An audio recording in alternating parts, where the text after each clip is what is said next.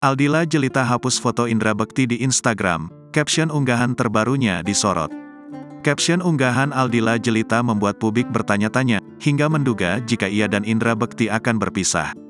Dilansir dari unggahannya pada Sabtu, tanggal 25 Februari tahun 2023, Aldila Jelita membagikan foto bersama kedua anaknya yang sedang ada di dalam mobil.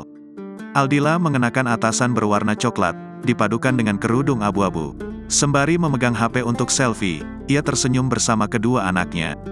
Namun bagian yang paling disorot ada pada caption yang digunakan oleh Aldila. Ia menyebutkan bahwa hidupnya kini diperuntukkan kedua anaknya tersebut. Bismillah, mulai sekarang hidup bunda untuk kalian berber @amabel 2014_animation dan @daphne 2012_draws, tulis Aldila Jelita di keterangan unggahan.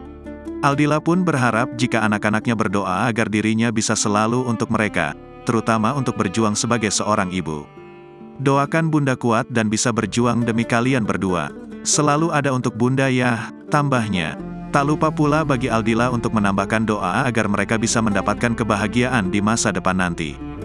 Jadi anak yang selalu berada di jalan Allah Subhanahu wa Ta'ala, yakin bahwa kebahagiaan ada di depan kita, kata Aldila. Captionnya ini justru membuat netizen berasumsi dan memberikan kecurigaan mengenai perpisahannya dengan Indra Bekti. Mungkin captionnya agak membingungkan.